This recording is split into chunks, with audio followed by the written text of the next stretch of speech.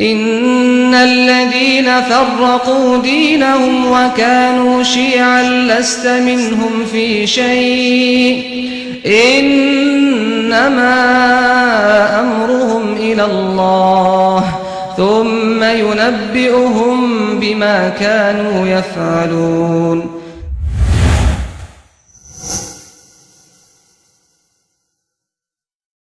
I was wondering if you could tell me, why do Shia Muslims and Sunni Muslims fight? Does it have anything to do with that the Shia Muslims believe that Ali was the political successor to Muhammad? Or is it because was Ali the political successor to Muhammad, or was the Shia, who was predominantly Iran, and the Sunni, the majority of the Sunnis live in Iraq, are they fighting over land, or are they fighting over the political successor to Islam? And yes, you are right, it is political more than it's anything else. We believe that Ali was elected as the successor from God through the Prophet, and that's how we figured it out. That is the way, because we believe that Ali alayhi salam was told he was a successor in front of tens of thousands of people, and then when the Prophet died, some of the Prophet's companions conspired together and basically usurped the Caliphate from Ali's right. No, Aisha didn't kill Ali, no, Aisha didn't. Ibn Muljim killed Ali, who was a Kharjite, and he killed Ali. Yeah, so it wasn't that. Yeah, so anyway, Ghosty, basically what I'm saying is, it is all political. It's mainly due to the successorship of Ali.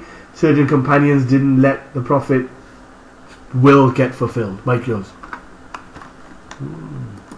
So could you answer me this question? Why do the Shia Muslims, some of them, I'm not saying all of the Shia Muslims, why do they disagree with the hadiths of Muhammad, the Prophet? Why do they? What is in the hadiths of Muhammad that the Shia disagree with? Well, no, it's not about whether we disagree with the hadiths of Muhammad. It's we disagree with the people who are narrating the hadith. We claim that they are not from our Prophet. For example, there's a hadith in Bukhari that the Prophet said that if there was to be a Prophet after me, it would be Umar ibn al-Khattab. Now that is obviously a stupid claim, and there is no way in hell the Prophet would ever say this. Therefore, we're not rejecting the Prophet's hadith, we're rejecting the narrators of the Prophet's hadith. For we Shia have our own schools of thought and our own authenticating narrations, and the Ahlul Sunnah wal Jamaat have their own, right? So according to that logic, you can't say we Shias obey, or we don't obey by the Prophet's hadith. We do. We disobey by those which were really his hadiths, not some messed up Abu Huraira hadith. You prove to me that Abu Bakr, Umar, Usman, Hafsha or Aisha, any of these five are a part of the Islamic pillars of faith. They said no. I said, are they a part of the Asul? No. Faru? No. For example, are they a part of the roots of religion? They said no. I said, are they part of the branches of religion? They said no. I was like, okay, hold on. So they're not a part of the roots of religion. Are they in the kalima, the testimony to become a Muslim? No. Are they in the prayer? No. Are they in Hajj? No. Are they in Zakat? No. Are they in Jihad? No. I said, so what the hell has that got to do with anything, whether we love them or whether we hate them? They got nothing to do with Islam. Therefore, you can't say that a Muslim Shia is a kafir because he doesn't like Aisha. Aisha's got nothing to do with the religion. Mike, yours. No, not really. We don't believe that the wahi came to Ali. We don't believe that Jibreel made a mistake. We believe that the Prophet is the final Prophet. If you don't know why we curse Abu Bakr, Umar and Uthman, then you don't know anything about your religion. We curse Abu Bakr because he usurped the Caliphate. We curse Abu Bakr because he stole the land of Fadak from Fatima. And then again, the way the Shias view it, we curse Umar because he attacked Fatima, forced her to have a miscarriage and killed her son, and the injuries of Fatima eventually led to her death. We don't like Uthman because he killed many companions of Rasulullah, such as Abu Dhar al-Ghafari. We don't like Aisha because she plotted to kill Imam Ali and waged a war against him. We don't like Muawiyah because he too waged a war against Imam Ali. We don't like Abu Sufyan because he fought the Prophet. We don't like Yazid because he fought Imam Hussein. We don't like Hafsa because the Prophet divorced her. So we have got reasons for our hatred. We're not walaikum assalam. We're not just making this stuff up.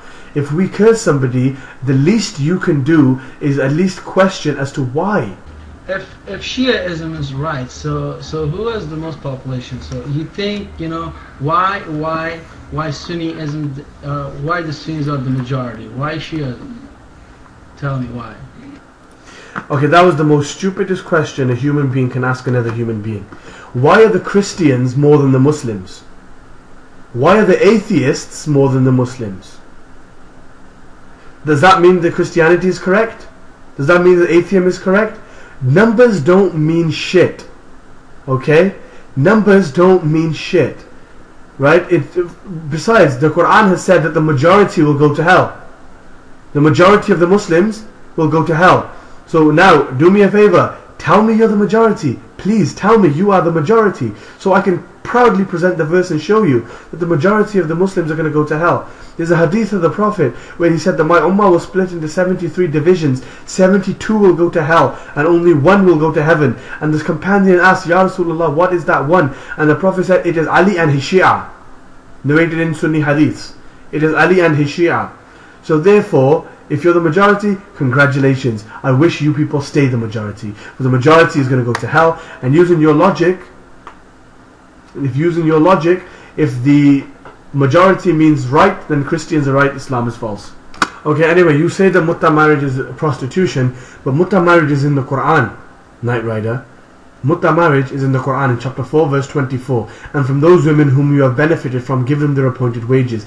If you understand Arabic, right, I will, bruv, I will tell you how it is. If you understand Arabic, ista'tum bihi. Istamta'tum bihi. What is that? What does bihi mean? Bihi is a woman, her private part, or let's just say the enjoyment, the part where you get your enjoyment from a woman. That is bihi in this verse. If anybody speaks Arabic, they will back me up on my point. Now, if mutta is in the Quran, and it was practiced during the time of the Prophet, and supposedly banned by the Prophet, and then supposedly allowed by the Prophet, and then supposedly banned by Umar, how the hell do you expect to know about mut'ah when your leaders were messing around and then banning it, messing around and then banning it? There's a hadith in Sahih Muslim that states that mut'ah was practiced during the time of Abu Bakr and Umar banned it because somebody done it with his sister. Right? So now you tell me, if it was practiced during the time of Abu Bakr and Umar, it's impossible for the Prophet to ban it if it's being done after the Prophet's death. So if mut'ah is allowed and it's in the Quran, you show me your misyar from the Quran. The Sunnis have this messed up concept, right?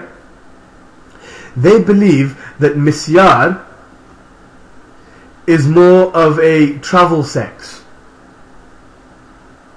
In basically what they do is, if you're traveling and you meet a girl, it doesn't matter whether you're married, you don't need a sigha, you don't need a dowry, you don't need to fix a time, you don't need to read anything, you don't need to give her anything. You meet a girl in the middle of a travel, and if you're married, it doesn't matter. Hey baby, you want to do it? Okay, let's do it.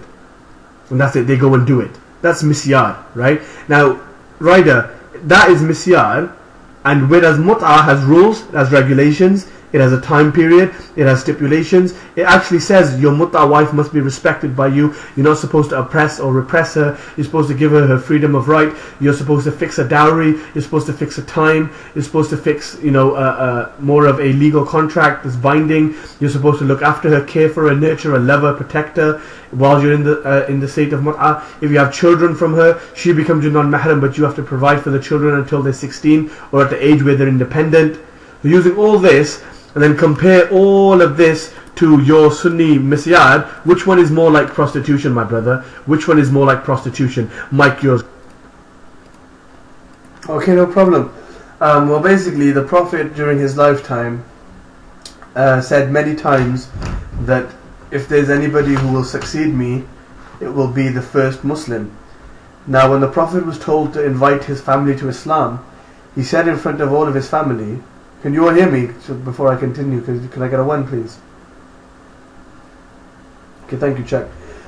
Basically, the way it is that the first ever meeting of Islam was a verse which was revealed in the Quran, which God said to the Prophet, and warn thy nearest of kin, which means warn your family, meaning the sons of Abdul Muttalib, the Prophet's grandfather, and invite them to Islam. So the Prophet invited them to Islam, and he said, he who accepts Islam now will be my legatee, my successor, the person who shall succeed me in governing my kingdom.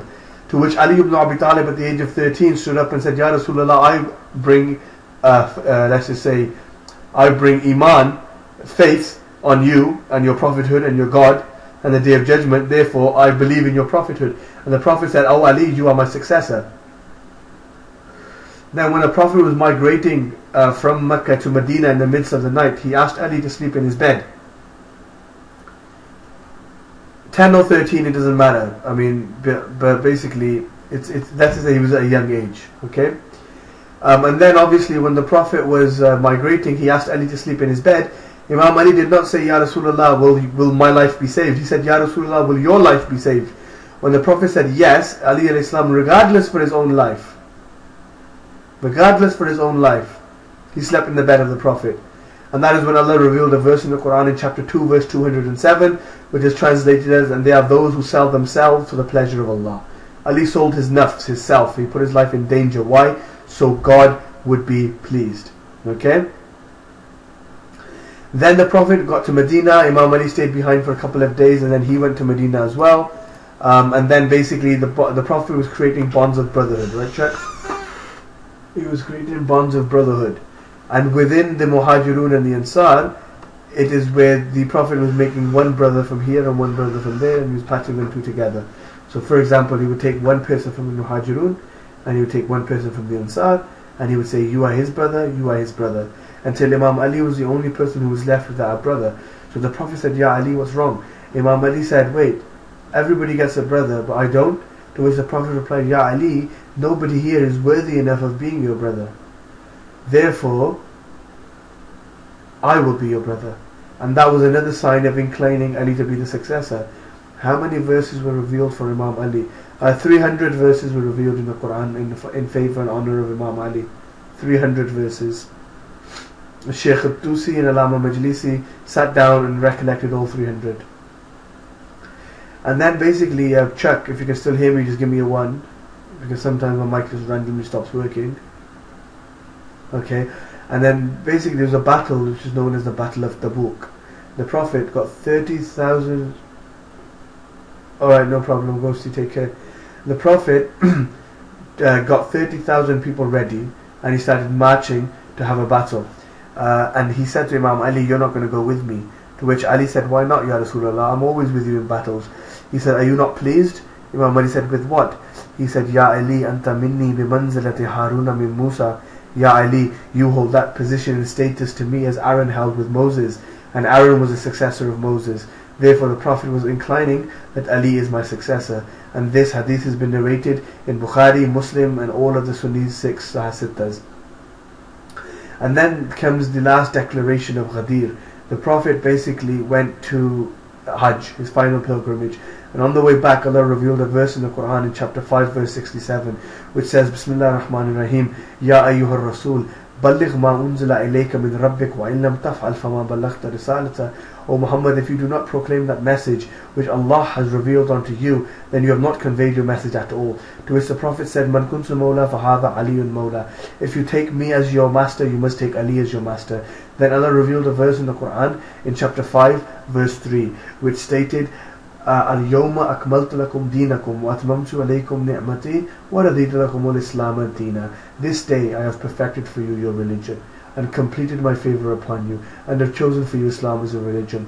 So basically the way we analyze these two verses of the Quran and the hadith of Ghadir, Brother Chuck, is the Prophet was told to proclaim a message, and if he did not proclaim that message, his whole message is incomplete.